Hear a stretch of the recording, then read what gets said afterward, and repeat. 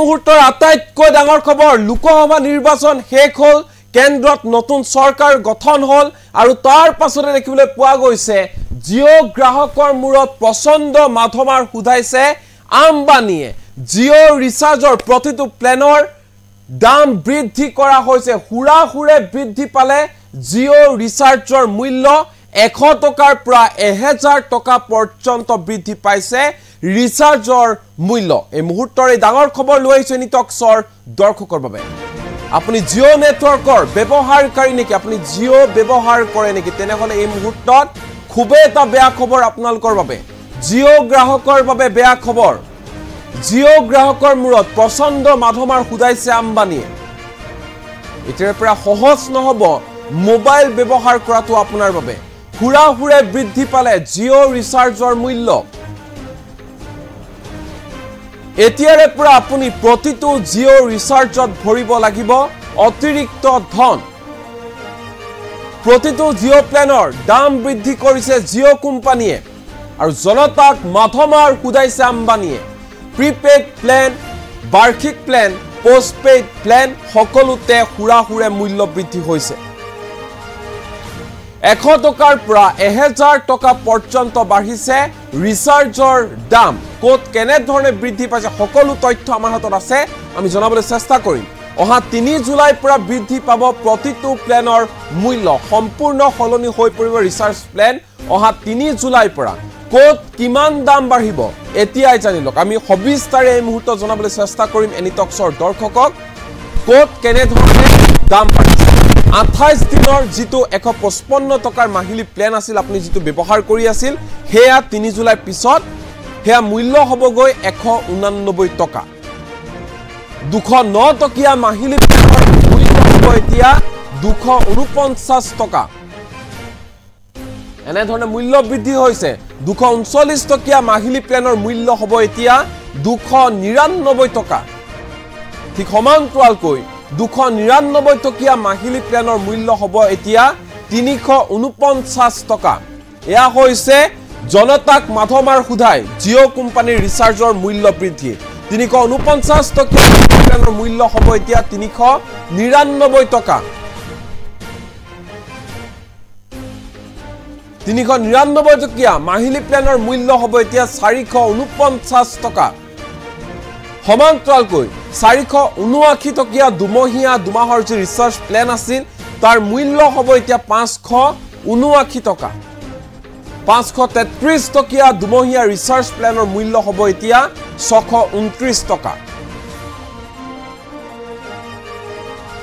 395 টকীয়া তিনিমহীয়া ৰিচাৰ্জ প্লেনৰ মূল্য হ'ব এতিয়া 629 টকা এনে ধৰণে হুৰাহুৰে ৰিচাৰ্জৰ দাম বঢ়াইছে জিও 666 টকীয়া তিনিমহীয়া ৰিচাৰ্জ প্লেনৰ মূল্য হ'ব এতিয়া 799 টকা ইয়া হৈছে জিওৰ উপহাৰ 719 টকীয়া তিনিমহীয়া ৰিচাৰ্জ প্লেনৰ মূল্য হ'ব এতিয়া 859 টকা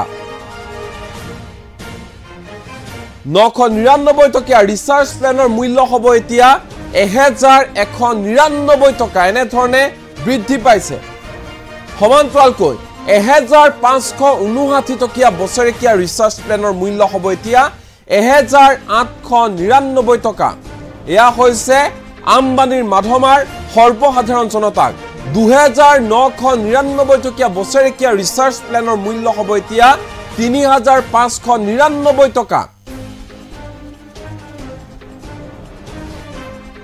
299 টকীয়া পোষ্টপেডৰ ৰিচাৰ্জ প্লেনৰ মূল্য হ'ব এতিয়া 349 টকা 399 টকীয়া পোষ্টপেডৰ ৰিচাৰ্জ প্লেনৰ মূল্য হ'ব এতিয়া 449 টকা তদুপৰি 15 টকীয়া ডাটা পেকৰ মূল্য হ'ব এতিয়া 19 টকা 4 টকা বৃদ্ধি কৰিছে সমান্তৰালকৈ যদি আমি চাওঁ তেনেহলে 25 টকীয়া ডাটা পেকৰ মূল্য হ'ব এতিয়া 29 টকা 61 টকীয়া ডাটা পেকৰ মূল্য হ'ব এতিয়া 69 টকা এনে ধৰণে ৰাম টাঙুন খুদাইছে এবাৰ আম্বানীয়ে এফালে যদি মোদী চৰকাৰে প্ৰতিটো বস্তুতে জুই চাই দাম বঢ়াইছে, মূল্য বৃদ্ধি কৰিছে, নিত্য ব্যৱহাৰ্য সামগ্ৰীৰ মূল্য বৃদ্ধি হৈছে, দুবেলা দুমুঠি খাবলৈ সৰ্বসাধাৰণ জনতা চিন্তা কৰিবলৈ বাধ্য হৈ পৰিছে। তাৰ পিছতে দেখিবলৈ পোৱা গৈছে এবাৰ আম্বানীয়ে মাধমাৰ সুধাইছে সৰ্বসাধাৰণ জনতাক, যিসকলে জিঅ' ব্যৱহাৰ কৰে, যিসকল জিঅ' নেটৱৰ্কৰ ব্যৱহাৰকাৰী, জিঅ' গ্ৰাহক, তেওঁলোকক ৰাম টাঙোন সুধাইছে আম্বানীয়ে। নিৰ্বাচন শেষ হ'ল, কেন্দ্ৰত মোদীয়ে চৰকাৰ গঠন কৰিলে, এনডিএ চৰকাৰ হ'ল, আৰু এইবাৰ সকলো শেষ হোৱাৰ পিছত আম্বানীয়ে ৰং দেখুৱাই দিছে। জিঅ' গ্ৰাহকক প্ৰচণ্ড মাধমাৰ সুধাইছে আম্বানীয়ে। সুৰে বৃদ্ধি পালে জিঅ' ৰিচাৰ্জৰ মূল্য, প্ৰতিটো ৰিচাৰ্জ প্লেনৰ মূল্য বৃদ্ধি কৰা হৈছে। ৰাম টাঙোন সুধাইছে আম্বানীয়ে দেশৰ জনতাক, দেশৰ কোটি কোটি জিঅ' গ্ৰাহকক ৰাম টাঙোন সুধালে আম্বানী। আকৌ কৈছো যে অহা 3 জুলাইৰ পৰা বৃদ্ধি পাব প্ৰতিটো ৰিচাৰ্জ প্লেনৰ মূল্য। এতিয়া যিটো হাৰত আপুনি ৰিচাৰ্জ ভৰাই আছে তাতকৈ অধিক গুণত আপুনি এতিয়া অতিৰিক্ত ধন দিব লাগিব। যিসকল জিঅ' গ্ৰাহক আছে, আমি পুনৰবাৰ জনাবলৈ চেষ্টা কৰিম, 155 টকীয়া যিটো ৰিচাৰ্জ পেক আছিল, প্লেন আছিল, তাৰ দাম হ'লগৈ এতিয়া 189 টকা। 209 টকীয়াটোৰ দাম হ'ল 249 টকা। 239 টকাৰ ৰিচাৰ্জ প্লেনৰ দাম হ'লগৈ 299 টকা। 299 টকাৰ ৰিচাৰ্জ প্লেনৰ দাম হ'লগৈ 349 টকা। 349 টকাৰ ৰিচাৰ্জ প্লেনৰ দাম হ'লগৈ 399 টকা। 399 টকীয়া ৰিচাৰ্জ প্লেনৰ দাম হ'লগৈ 449 টকা। এই আটাইকেইটা ৰিচাৰ্জ প্লেন হৈছে 28 দিনীয়া, য'ত নেকি ক্ৰমে 2GB, 1GB, 2.5GB, 3GB এনেধৰণে নেট পেক লাভ কৰিছিল। সমান্তৰালকৈ দুমহীয়া যিকেইটা ৰিচাৰ্জ প্লেন আছিল, 479 টকীয়া ৰিচাৰ্জ প্লেন 56 দিনীয়া, তাৰ মূল্য হ'লগৈ 579 টকা। 533 টকীয়া ৰিচাৰ্জ প্লেনৰ মূল্য হ'লগৈ 629 টকা। 3 মহীয়া যিকেইটা ৰিচাৰ্জ প্লেন আছিল সেয়া জনাম এই মুহূৰ্তত। 395 টকীয়া ৰিচাৰ্জ প্লেনৰ দাম হ'লগৈ 479 টকা। 666 টকীয়া ৰিচাৰ্জ প্লেনৰ দাম হ'লগৈ 799 টকা। 719 টকা ৰিচাৰ্জ প্লেনৰ দাম হ'লগৈ 859 টকা। 999 টকীয়া ৰিচাৰ্জ প্লেনৰ দাম হ'লগৈ 1199 টকা। এনুৱেল যিটো প্লেন 1559 টকীয়া, তাৰ মূল্য হ'লগৈ 1899 টকা।